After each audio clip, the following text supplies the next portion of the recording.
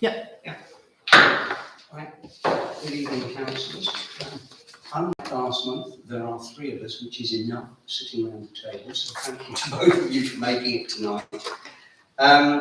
We have had apologies for absence from Paul Davis, and we may or may not have received them from David, but he's very assiduous, and I'm sure that I did he receive- either intends to get here as soon as he can, or he would ask us to accept his apologies. Yeah, he did tell me, I think, early September he would be working away, all being well, he could go abroad, so I'm assuming he's gone. Right. I wouldn't necessarily expect him to come back from wherever he's managed to get himself to. So that's going to be dealing with the apologies. As I explained to Mr. Lee, who's down as representation of interested parties, seems to be slightly more logical to get rid of the, I might call the business bits before that. Then we can move on to that item on the agenda and we'll go from there. Then if you want, you can stay or you can clear off as soon as we deal with what we're doing. Declarations of interests. Anybody have any disclosable pecuniary interests? Or any other interests? No. Right. The minutes of the meeting which were held back now on the 6th of July, because of course we couldn't ratify them at the last meeting because we didn't have a last meeting. And just to remind ourselves, I was here, Councillor Davis was here, Councillor Fuller was here, and Councillor Jones was here, fortunately. They were joined by Councillors Clark and Holland because I'd invited any councillor to attend. Well, of those who were present, they're you and me. Yes. Would you like to propose these minutes? I would. Good, I'll second them. I won't say all that right, so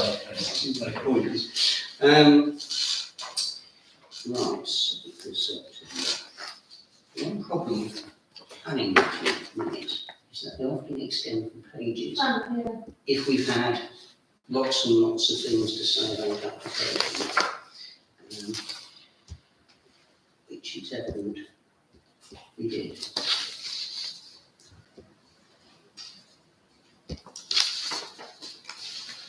So that's that one. Well, that actually brings us on to the various planning applications that are on our agenda. The first of which concerns 37 in West Street, which is an application made by Mr. Lee, who just happens to be to my right.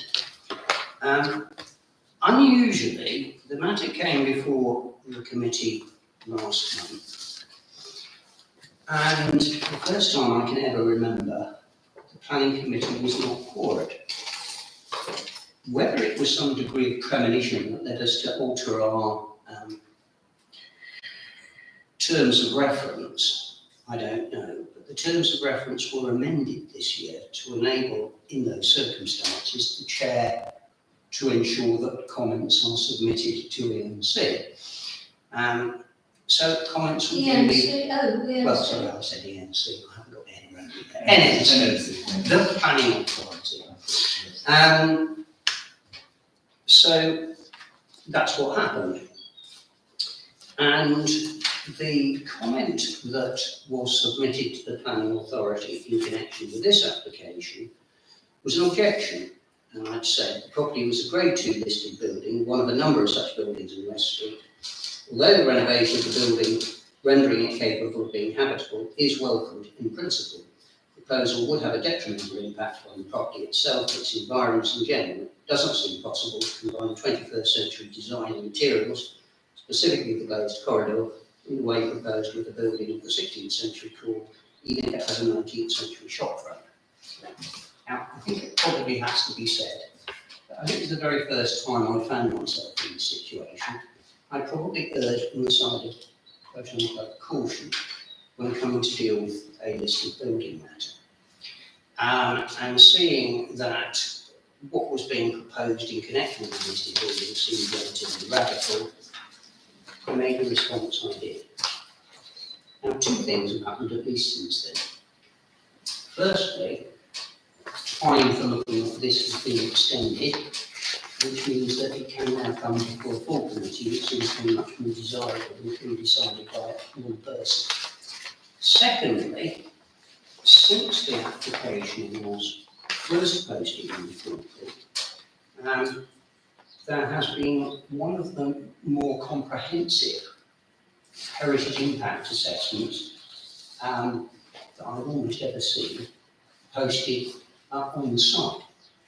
And it's extremely helpful because, for example, there is a section with pictures which shows how it is, what's wrong with it, what's proposed to be done with it, etc. I have to say I found that a good deal more helpful than what was the original 6-page document.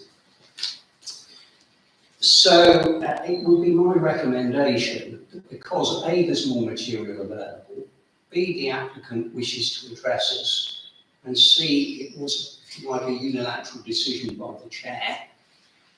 As we have the opportunity to reconsider it, our rules permit us to reconsider it, and it's my recommendation that we do. We all agree we should. Yeah? Do you agree that we should reconsider it? Yes. Sorry. I'd rather have that because Carried it's away there different a moment.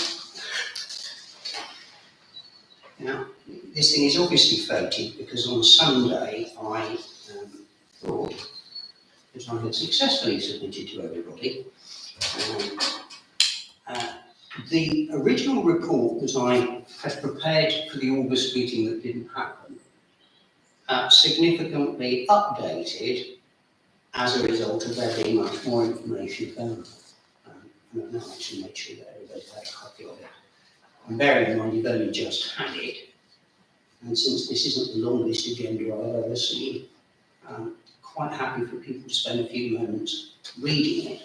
I've also taken the precaution of making sure that, as Mr. Lee is here, seems to be appropriate, that if we're all making reference to something, that he actually should have the opportunity to see it. So I gave him a copy when I first got here. He didn't shout at me, so I'm kind of assuming that he feels that it's more helpful than not, shall we say. Now, it is a Grade 2 listed building.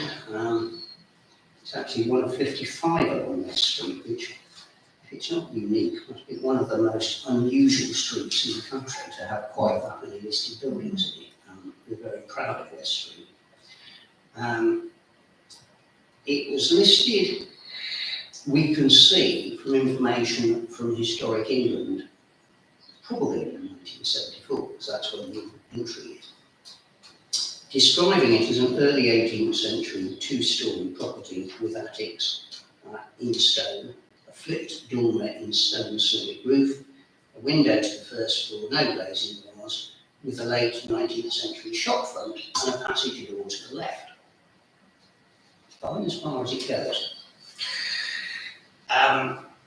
Don't really know how this happened, but what's very obvious is that an awful lot of work was done to that property after that point and prior to its current ownership.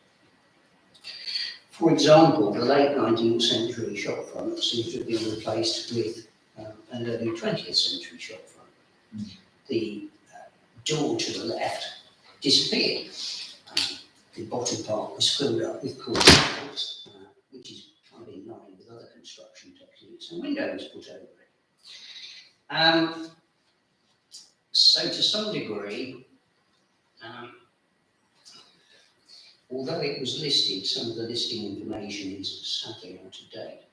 What's perhaps even more striking is that a previous owner had done all sorts of things internally which quite clearly shouldn't have been done. And if the heritage impact assessment is to be accepted, and there's no reason to doubt what it says, I think it would be not putting too fine a point on it to say that a hash was made of it, with the result that the property has suffered from water ingress, it's suffered from damp, all sorts of damage caused in that way, coupled to the fact that all sorts of inappropriate things were done anyway and without consent. So it's worth bearing in mind that what the applicant seeks to do is to kind of reverse some of the horrors which beset this building and do things to it which could bring it back into beneficial use. The intention being to turn it into a residential property. Perhaps I should even say back into a residential property, because it seems relatively clear that you go back far enough, it was actually a residential property.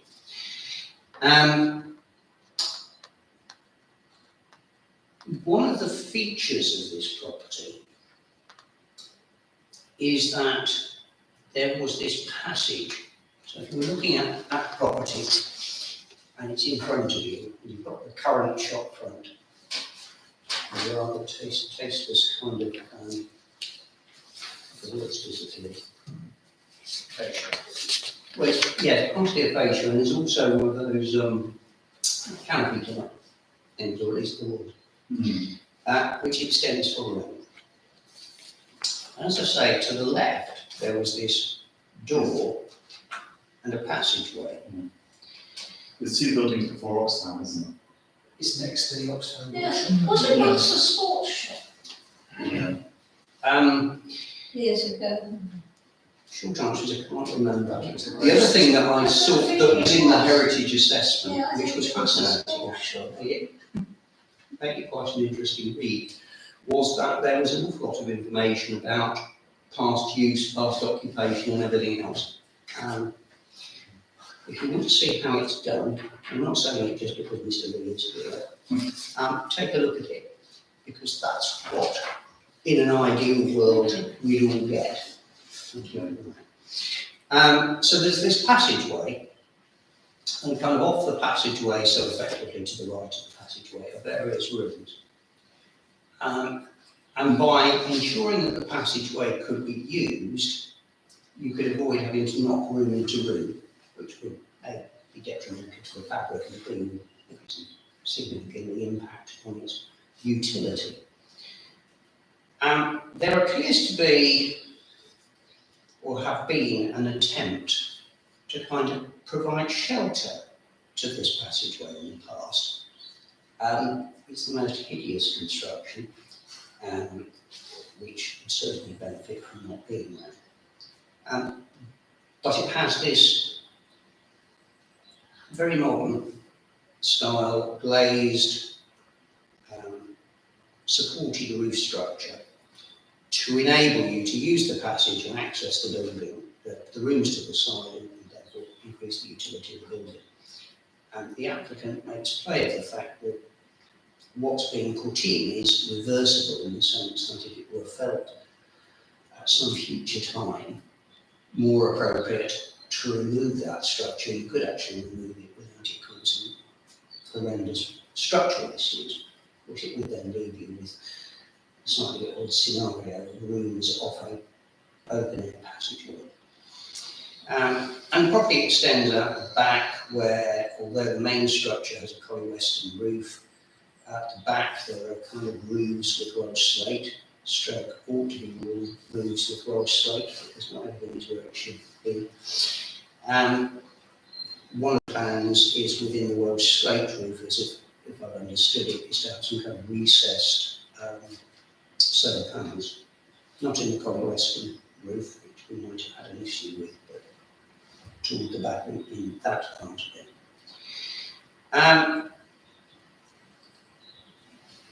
The property has a cellar. It would have a living room, 2 snugs, a kitchen, a utility with, I think, shower room off, and beyond it, a study stroke bedroom.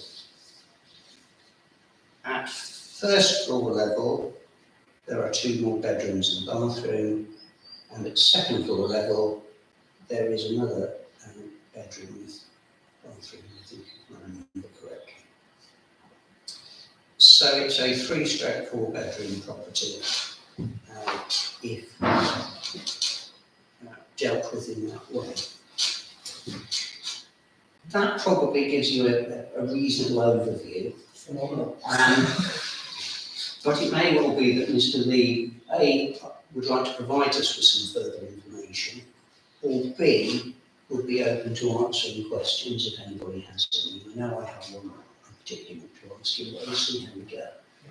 So, first of all, is there anything you want to add to what I've been setting up? Phenomenal recall, because it's a huge document, as you see, and it was supported by an equally lengthy historic building recording, which is at Historic England Level 3, which is hugely detailed. It was also on the portal. I'm pleased that you felt it was a good proposal, because I'm a built heritage specialist. So if it wasn't, I'd be very disappointed. And the team that we've assembled, the architect is the resident architect at Stowe. She's a trustee and governor there, and she's one of RIBA's few specialist accredited conservation architects in the country. The lady that did the historic building recording with me was the best student when I did my master's in building history at Cambridge, and she earned a distinction. But that was after a career, having been an undergraduate archaeologist, recording buildings, including historic royal palaces. So what we felt was that we had, I should say, the architect's husband and children also attended Oundle. My family has a relationship with Oundle since my wife's grandfather was at the school in 1908, and our son joined the sixth form in 2008. So there's been a long association with the school. He's got some fabulous photos, incidentally, of the Great Hall being built in 1908, which sort of perhaps surprises people because it looks considerably older. So I'm possibly more passionate about historic buildings and even possibly Oundle than maybe some of the council members, not necessarily the ones on this committee. And so we absolutely want to do the best for this property. I brought some of the sorts of books that I read on a general basis and reports. I lecture to the Society of Protection of Ancient Buildings and to the master's students at the Cambridge University School of Architecture in built heritage and traditional construction and repair techniques. So hopefully that was encapsulated in the heritage statement that we've put out. So that's kind of the background, and we really want to make this our home. It hasn't actually been used as a commercial premises since 1993. So that use, there's no change of use here, it's actually continues as is. But yes, the issue of the new materials with old traditional materials is an issue which is specifically referenced in the design guidelines for Oundle. But I think that what I would say to that is that the use of glass it is particularly well established in combination with historic buildings, particularly in cathedrals and castles, where the attributes of glass being able to see through but providing shelter sort of basically offer three main benefits. One, presentational, you can see everywhere. Two, and this will be a combination of glass with steel rather than, say, glass with wood, which you might consider to be a more appropriate material. One, there's a philosophical argument, which is that wood might be slightly pastiche, and that secondly, in practical terms, steel and aluminium move less than wood, so they actually provide a more stable environment for the glass to sit in and therefore less leaking. Also stronger, to allow you then to have toughened glass and use that as a platform for scaffolding, so that if you needed to do repairs and maintenance, gutters, polywestern roofs and the like, you can do so. And then, thirdly, in terms of the visual attributes, they can be much thinner members, even though they're stronger, so that you get to see more of the Collie Western and the stone through the glass than you would if you had thicker wooden parameters, wooden stanchions. So that's the kind of reason for using steel with glass. And there are some examples. I don't know if this got to the planning committee, my 2-pager on the rationale for it. Yeah, okay, got that. A couple of examples of steel and glass with old buildings provided, which have actually been designed by the architect. So those are, I think probably that's enough given what you've said. I have to say, if we looked at the building, it was a case study in what not to do to an old building. And what we hope to do with the conservation and development of it is to be a case study in how to bring back an old building and make it a sort of high quality, well designed, conserved building. Thank you. Any questions? I think, I'm all for it, from what I can see, because of the conservation and all the rest of it. Just a couple of things to check out. The eye at the side, is that part of the actual building in that it doesn't go anywhere or give access to anybody else to another building? It's actually on exactly the layout of the original 1300 or so Burgage plot. Right. Originally it would have been a sort of, I would imagine, went from street right through to Milton Road, which at that stage was called North Backside Way, brilliantly. So currently it only serves our house, but it's been, there are blockages all the way from the front door being filled in Right, yeah. to floor levels being raised so that a Victorian polychromatic arch is sort of to squish your way through. It's not a public way in No, any sense at all. 3 or 4 levels of additional flooring that have made it totally impervious and act as a great big funnel down for water into the shop. So not ideal at the moment. Not for now. Just wish to check I understand this. As you look at the front of the property, Yes. you're going to reinstate the alleyway on the left-hand side, bottom left. Yeah. Yes, yeah, it was a lovely, I've got a 1906 photograph, which has, when it was Lovedays, saddlers and harness makers. There are still Lovedays who are involved in harness making in Islip. Yes. Incidentally, I think they were cousins. There's a beautiful picture of the fanlight above, rectangular fanlight, and there are stone voussoirs above, and then it was a 4-panel Victorian door. And then the actual shop front had no doorway in it, so evidently people went into the shop through the front door and then in at the side, which is what we want to re-establish. Excellent. Thank you. Can I just ask you one thing? Yes. Because I couldn't work it out from what I was seeing.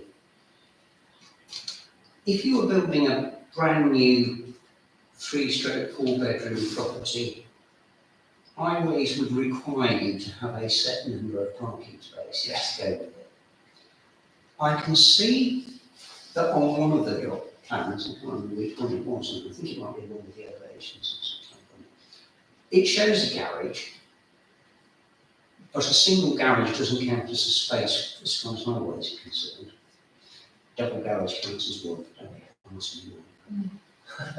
That's the way Yes, they work it. yes. So, how much parking is there, and how do you access it? Interesting, in the pre-app, which was right in the middle of COVID, there was no opportunity to actually meet either the planning officer, the case officer assigned to the task, or Lloyd on site, who I've been in touch with on a regular basis in email terms because of the emergency structural work that we've had to do to stop roofs falling off and that kind of thing. So there has been dialogue with him. Their focus was less on the capacity of the parking, which they were happy with, and more to do with access. And they were concerned, and Highways objected, because they thought we were relying on a prescriptive right of access under an archway by the side of Oxfam onto West Street. And they said, oh, if you do that, we'll have to put an island in the way, and et cetera, et cetera. In fact, that's nearly our prescriptive access. The one which was bought for the property and is mentioned in deeds from the 1860s is actually a right of access out onto Milton Road, and that's what we'd rely on in terms of access. In terms of the parking, it's actually a 5-metre width drive up to the carport. It doesn't have any doors on it at the moment, so I think of it more in terms of a car park than a garage, but ultimately we would like to have some doors on it for storage. And so that the garage will hold 1 car, and then you could actually get 4 cars on the basis of 2.5 metres per slot and the length that's available. So there are going to be 2 of us living there and visitors, so actually we'll easily handle 3 to 4 cars. Right. I have this suspicion that we may actually want to reverse the decision that I took last time, on the basis that clearly, A, we have more information available to us. We've also had evidence who are coming and talking to us and being able to answer our questions. Now, it is open to us not only to withdraw our objection, but we can actually be positive about a planning application these days. I've heard one councillor talk in very positive and encouraging terms. I myself said that in quite objecting that we welcomed in principle the idea of bringing back this building into proper use again. I rather suspect that we might not only want to not object to it, but actually to positively support the application. I now feel reassured about my one concern, which was kind of the access stroke parking scenario, and I understand it. And having heard Mr. Lee speak and having seen the kind of material he produces, I have to say I have the feeling that we are going to see a fairly stunning building emerge, as opposed to something that must be in danger of falling apart if it were left as it is. Does that perhaps sum up others' views, or does anybody have a comment? Would you say so? Emma had to leave for a moment. So, A, we're reversing our decision. B, we actually now welcome the application on the basis of the extra information that we've received. Good luck with it. Thank you very much indeed. As I said earlier, if you wish to stay, you're welcome to, but certainly no obligation to do that. I'd be quite interested to stay at some point, if I may. Do you have this flat? Yeah, thank you. Right, shall we move on in that case? So the next application is number 13, St Peter's Road, not a listed building, not in a conservation area, 2 doors away from where I used to live, so I'm fairly familiar with the property. And I produced this note. The idea is to take out the existing garage and put in a 2-storey side extension. But don't worry about the idea. The garage is going, because there's going to be an integral garage, so it's in a sense vaguely like the week. Existing access would be exactly the same, no loss of trees or hedges. By putting on the extension, they'll be able to create an indoor gymnasium. That makes it sound very grand, but I'm sure it's a space in which certain items of exercise equipment could be put. A utility room, and then first floor level, a bedroom with an ensuite and indeed a dressing room. That makes the 3-bedroom property that it currently is a 4-bedroom property.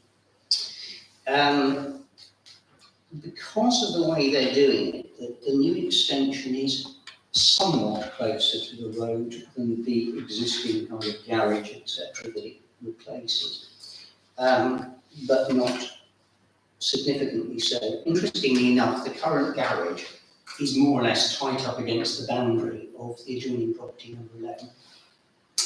But what is proposed would actually move it back slightly, which gives access from the front of the property to the rear without having to actually go through the property, and they'll be able to get down that left-hand side of it. Broadly speaking, it's going to use similar materials, there'll be render at the first floor level. That's not uncommon. 2 doors down at number 17, where I used to live some 26 years ago now. That property has render on the first floor level as well, on the front elevation. Roof has to match. Windows and doors, you'll see, want UPVC to match. There are going to be some new windows and rear elevation, etc. And I thought it was actually worth highlighting that if we had any concerns about overlooking on the adjoining property at number 15, the plans were being drawn up by Paul Cross, who lives at number 15. So I think it's somewhat unlikely that he's going to be that worried about what he's proposing, because he would have said he can't do it. So I think we can probably rule out the idea of an objection for overlooking. But I have referred to our favourite document, the Highways Department's 2016 parking standards document. So a 3-bedroom property requires 2 parking spaces. This will now become a 4-bedroom property and will require 3, and they have to insert dimensions. As I mentioned to Mr. Lee, a single garage doesn't, for some reason, count as a parking space, although a double garage does. I have to say, I have a double garage, and it's so full of rubbish, you could get a single car in it, that's another story. What has happened was that when I first saw the application, I was a bit worried about, well, is there enough parking spaces? Well, I think that must have been raised with them, because then a new plan appeared on the portal, and you can see that there are 3 parking spaces shown. That's not definitely the clearest I've seen, because it does look the way they've put it, that there's at least tandem parking involved. But there weren't any comments on planning portal other than the observation by Highways, but I suspect Highways are going to be happy. And I have to say, looking at it, I couldn't see any obvious reason to object to the application. If anybody has seen it or has any other view. Is there enough room for it? Yes. I think so. I mean, people have said to me they think it's a bit overdevelopment. I think if you recall St Peter's Road, on that side of the road, most of the plots are in fact double plots. Yeah. Between Paul Cross's at number 15 and my old house at number 17, Mr. Cross applied for and eventually got permission, despite that we didn't like it, for a property between the 2 houses, and it's now largely up. And frankly, to my mind, it does all the things that I feel it would, because suddenly this rather open, nicely spaced set of properties on that side of the road has this one jammed in between 2 others. Yeah. And across the road on the other side,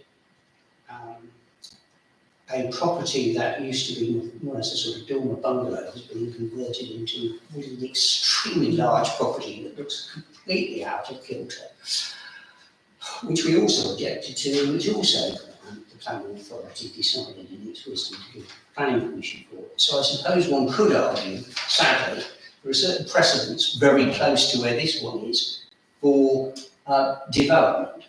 And it has to be said, when I owned under 17, we built into the garages. We turned the double garage downstairs into 2 rooms and built a garage block elsewhere because of the space. So lots of those properties have been fairly significantly extended. Looking at it and bearing all that in mind, I wasn't looking at it and thinking, oh God, You this convinced me. isn't a good idea. Peter's Road is not what it used to be. Well, they are about to get a Never very mind. large estate behind them, so perhaps give them Yeah. a break. Yes, that's another story. That's for another day. Possibly ever, but Well, I shouldn't, it's another. I shouldn't have. Right, okay, no objections. Okay. I mentioned it. To 13 St Peter's Road. 7 Benefield Road. Removal of 2 small conifers and an elder, which I doubt will have us with any concern, but removal of what are described as 3 western Cook Road cedars, sorry for the typo, it should actually say red cedars, which I hadn't noticed until just now.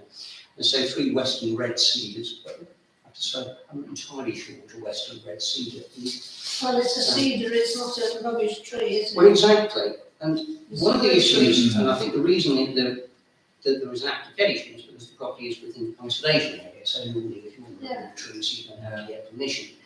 And unfortunately, there's nothing on the planning board which tells us why they want to remove anything. If it had just been the conifers and the elder, I think it would have just here, given the lack of information, all I would be inclined to say is that if the tree officer is satisfied that it is necessary to remove the trees, then we wouldn't object.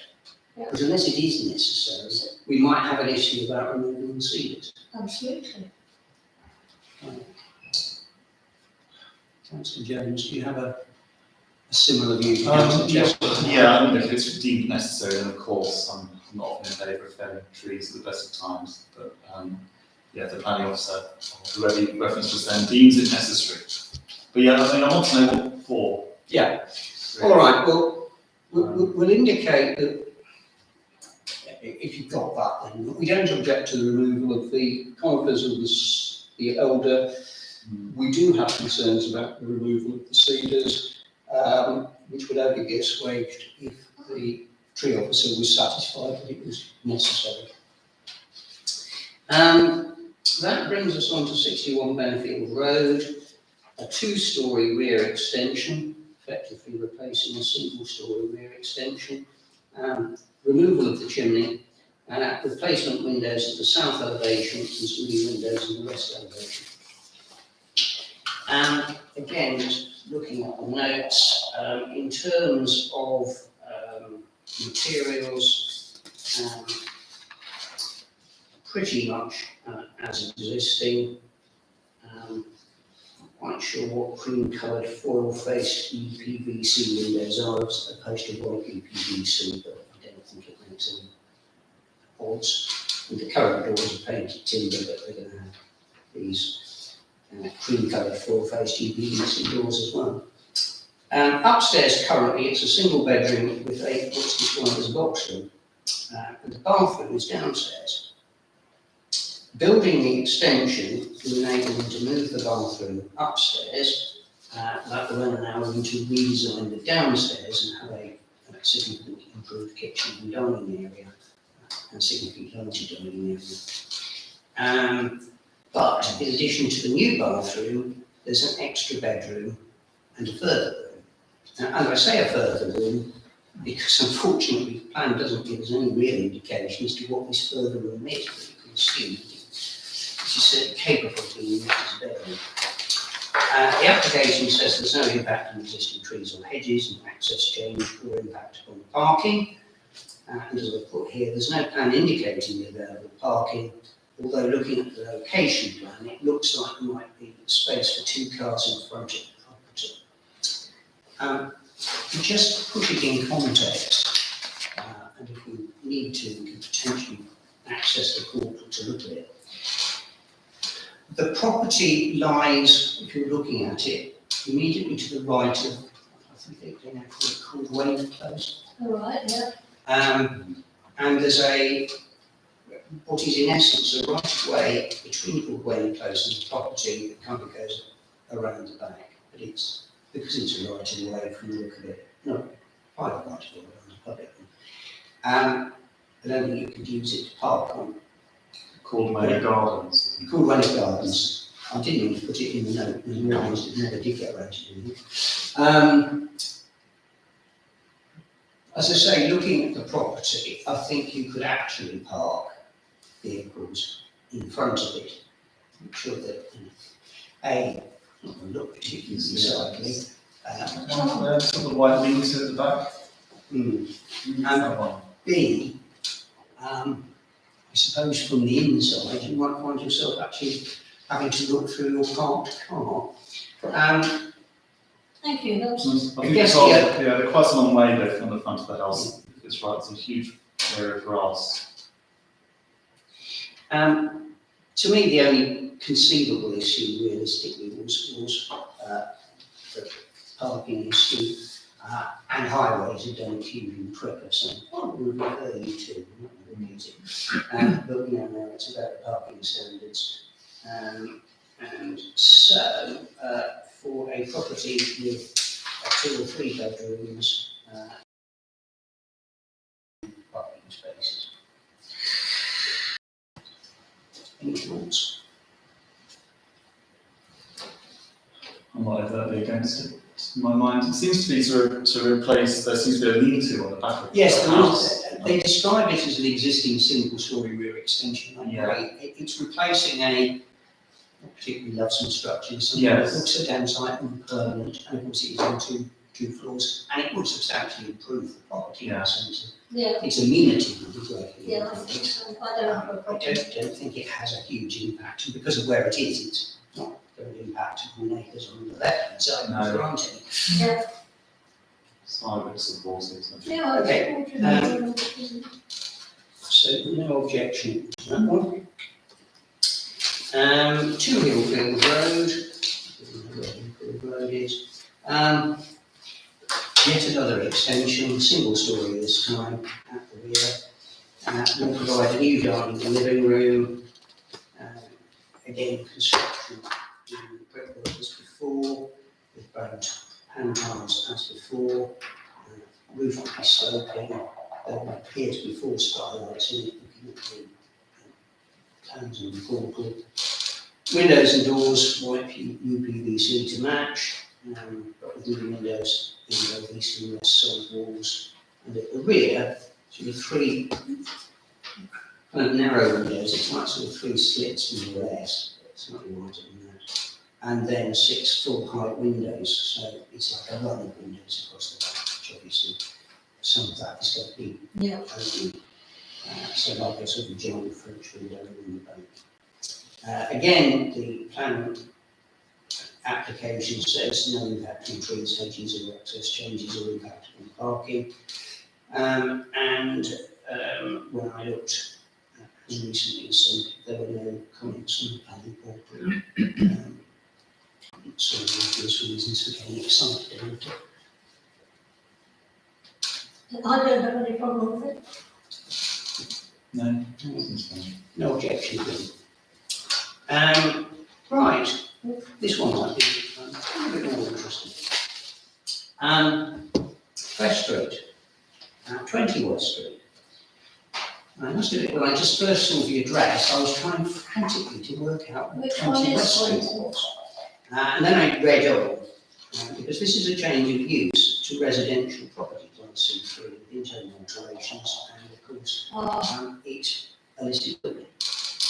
And it transpires that the ship has 5 letting rooms, and the plan is to get rid of the 5 letting rooms and in a sense create a single 3-bedroom property. Those rooms currently benefit from the private walled garden, and not surprisingly that's going to be retained. There's a design access statement which says that the reason for the application is long-term changes in customer demand, which in fact was the rooms don't have ensuite facilities, and these days people who want to go and stay somewhere generally want ensuite facilities, so they say that that's one of the problems they've got with it. It's also clear that there is a financial motivation behind this because of this use called to the building, to the business by COVID. It's a late 17th century property, it's Grade 2 listed, it is located within the conservation area. But the internal alterations are largely limited to the removal of what were partitions that were put in to create the letting rooms in the first place. Yeah. So there's nothing very exciting there. There's also some storage associated with the pub use. So the applicant says essentially we're just going back to where we were to have the same historic form of ground floor, but reinstating it as residential accommodation. If there is an issue, it might be, I'm afraid, of off-street parking, there isn't any. It'd be less, wouldn't there? Well, Less just parking, because maybe say 1, 2, 3, 4 people living in the house. well, clearly, there is going to be, almost certainly, as you have a succession of owners who don't believe in motor cars. There's going to be more motor cars that have to go somewhere, and it's not clear currently where. There aren't any comments other than Historic England, who went to the trouble of indicating that they didn't wish to comment. And there wasn't anything at that point from Highways when we thought, when we looked on Sunday. No other applications. My instinct would have been that it's sad to lose residential accommodation in the town because we know there isn't enough of it for visitors to the town. Councillors may recall, it wasn't that long ago, that we looked at plans for Lawn House and Lawn Cottage, which is in Jericho, down by street, through the marketplace and down there. And they wanted to turn it into kind of upmarket B&B, but all the issues with that was a lack of parking. Now, here, it would appear there wasn't any parking associated with its use as letting rooms either, so I'm not quite sure where the people about the rooms parked if they were parking. In the shipping car park. Probably in the Well, service they car would park, put them in the maybe in the ship ship car car park. But of course, it might be slightly different if the ship sells off this to somebody else. Are they going to allow the residents to then park in their car park? I don't know. So I don't think that we get too excited about, if you like, the physical structure issues.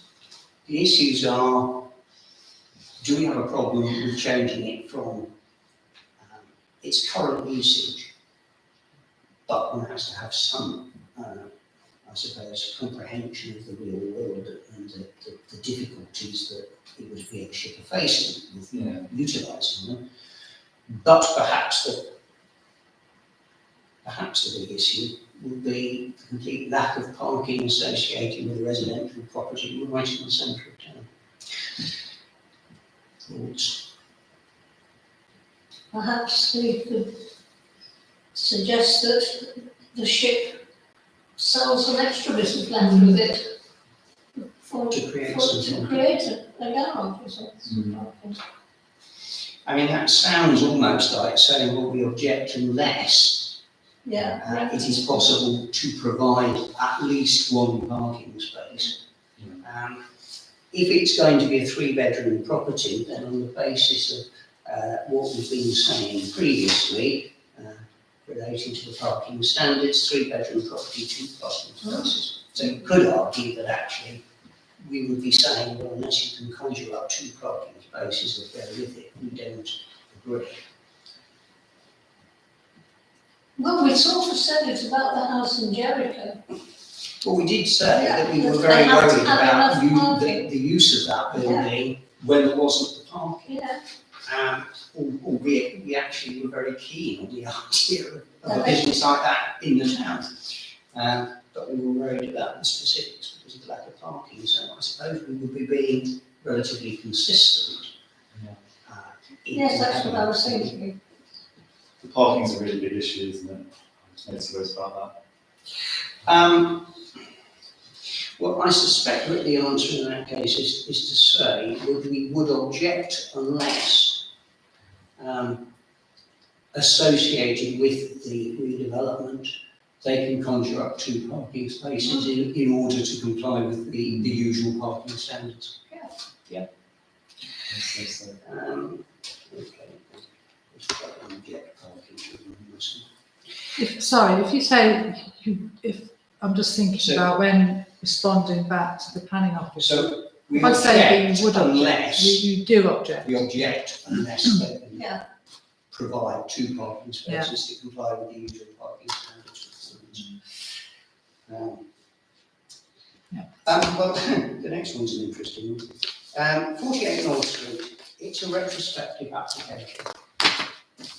Now, we all know that we get quite excited about retrospective applications, but we know the policy about retrospective applications, which is that we send surety letters out, so we just put Sorry, well, we have a policy about retrospective applications, Yes, and we we do. usually always send out a surety letter with it saying that we Doesn't get us disapprove of the anywhere. idea. But it makes us kind of feel better, and it does sort of send a message. However, to be fair to the applicant, it's not their fault. It would appear that before they bought it, a previous owner, without permission, had put in a partition, the purpose of which was to enable you to access a bathroom without having to go through a bedroom. It also looks, from reading the paperwork, as if building control were asked to approve it and did back in 2000. The current people bought it in 2003. But it doesn't actually look as if there was ever actually a proper listed building consent. So they're now going back and saying, we really ought to get this sorted out. I actually beg the question, how come it didn't get sorted out in 2003? Because you might have thought that solicitors would pick it up. But seemingly it didn't get picked up. But there again, if they were told that there'd been alterations, they could argue against it, moving up and down and saying, well, in that case, where's the listed building consent? But that's not the point. I'm just listening to that car. Where does anybody think the noise is coming from? I think that's. There's a car alarm. Doesn't sound like It's a just that car. mine sounds I like think it's that. more like a fire alarm or something. Fine. You think it's outside and it's not my Could car, be one that's of all the- I care about. It's one of the houses. Could be one of the boarding houses, Yeah, The yes. park out the front or the back? Mine's at the back, Yeah, mine's- so I was just going to say I'd rather look through. I don't think it sounds like a car. It's definitely close. Sorry to- about that, but, just in case it's mine, it sounds the same. Can't see anything flashing. Right, good, ignore it. Well, let's assume it's nothing to do with Yeah. that. So there it is. It's an application for retrospective listed building consent. I mean, my thinking would be to say that we have no objection subject to any contrary view of the conservation officer. Yep, And I believe for a second the conservation officer is going to have a contrary view. Yeah. I think it's a tidying up exercise. Because if it But was you never Lloyd- know. Yeah, if it was Lloyd, it isn't Lloyd these days, is it, you don't think? Well, it appears to be, Oh, is it? looking at our agenda, because it refers to the ordinance as being a council officer, so I'm assuming so. Yeah. So no objection subject to any view of conservation officer. The last application, it's really more there for information than anything else, 35 Wall Street. It was an application to discharge conditions pursuant to a planning commission 18/01678 related to a single story rear extension. And essentially, the condition required the applicant, before, I think, constructing it, to provide samples for the external roof and fencing materials. I think the applicant got in a complete twist, because they put in two applications that seem to be, broadly speaking, identical. And that was pointed out by the planning authority that he withdrew one of them. But I think it is all simply a formality and I don't think we need to comment. So I suggest we just say no comment. Which gets us through all of the planning applications sorted. Planning outcomes, you'll see they're all set out. We did object to an application in relation to 39 North Street. That application was subsequently withdrawn because other events were connected.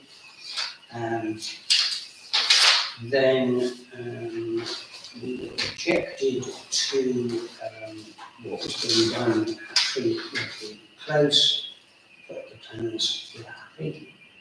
And we objected to the crane at the New Road Business Park, you may recall.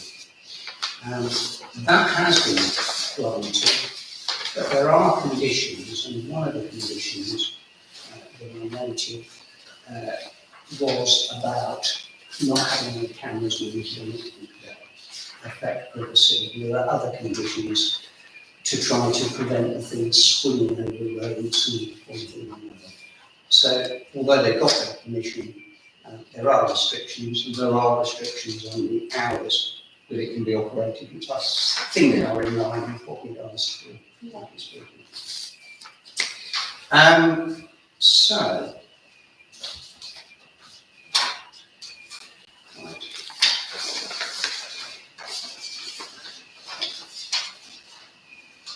How many appeals there aren't any? Other relevant matters there are. But I might need a bit of guidance from Clark here. We have received a notice. It is dated only the 7th of September, so that's why there's nothing about it on the agenda, because the 7th of September would appear to be today. And it's notice under section 66 of the Town and Country Planning Act of 1990. I have to say, without looking it up, I'm not familiar with that particular piece of legislation. But it concerns the Rugby Club in Occupation Road. And they want to locate 3 converted containers adjacent to the clubhouse to provide changing and catering facilities.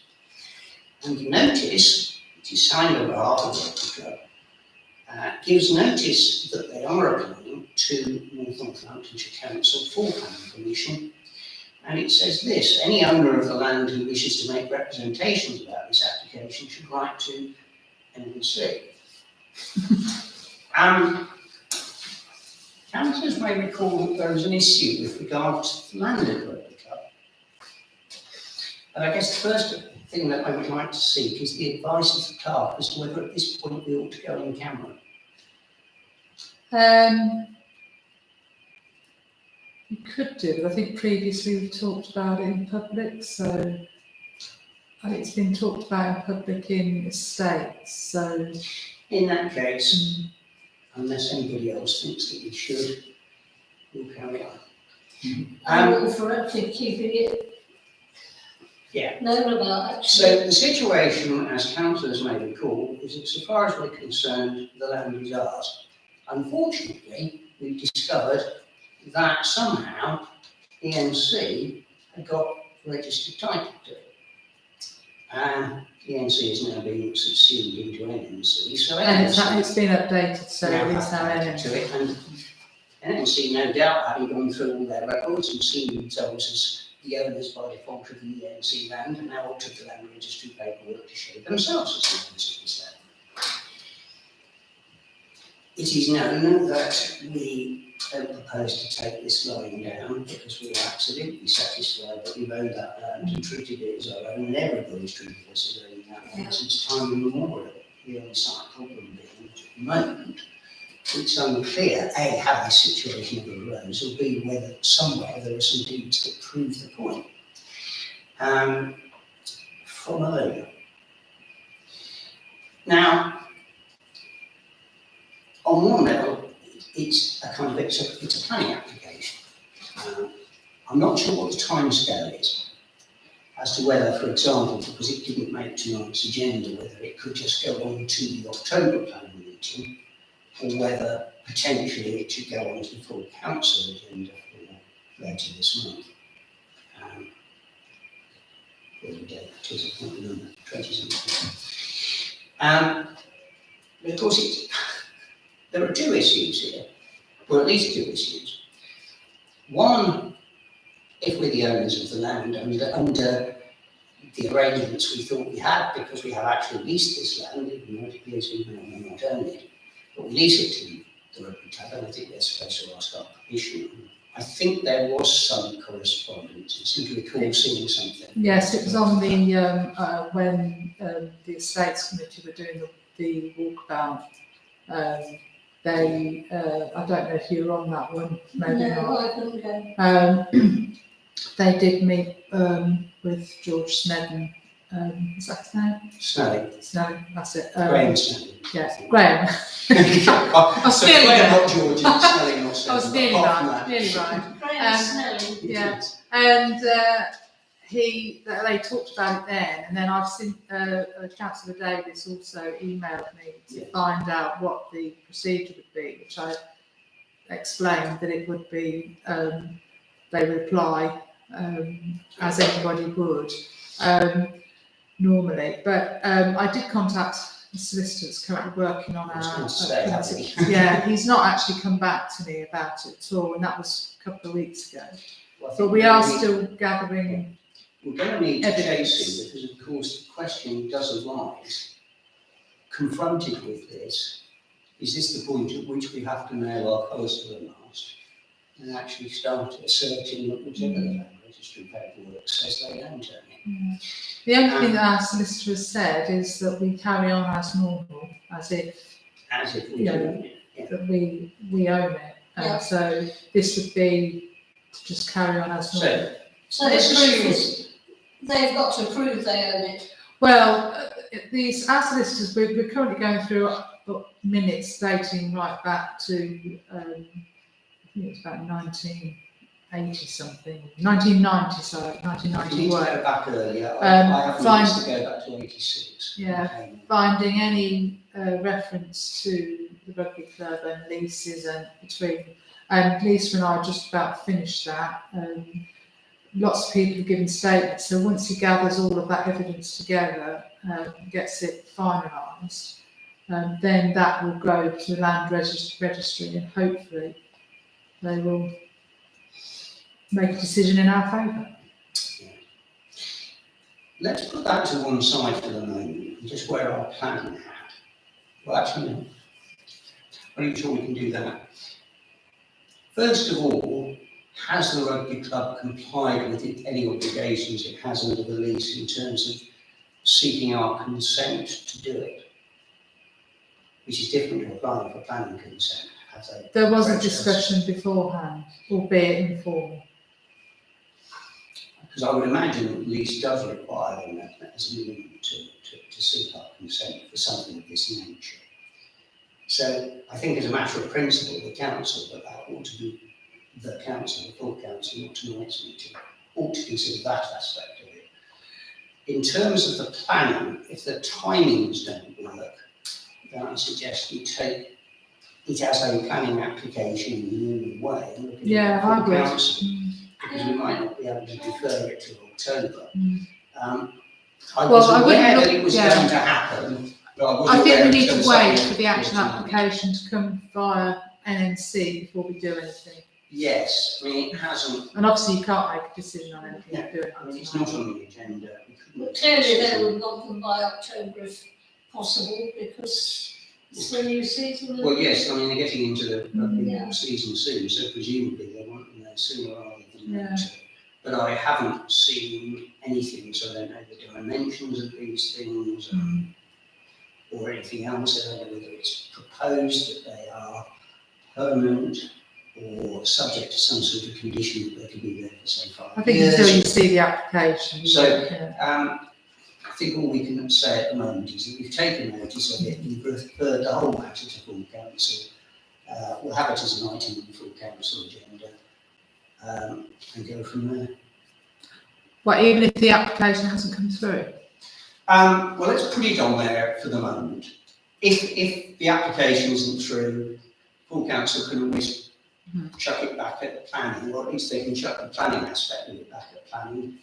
If we want to wear our landlord hat, of course, In the we can meantime, discuss it. yeah, I'll chase the our solicitor and just see I what bet- he says. I think he should be made aware of that. Yeah.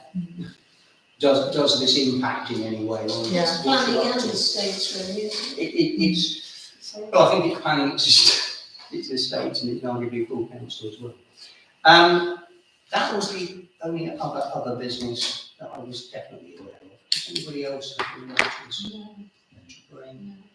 Well, we seem to have done it in just over an hour, which I think is relatively impressive, because I thought we might end up taking longer. Unless any of you got anything No, else? haven't had anything. In that case, we declare the meeting closed. And the alarm stopped.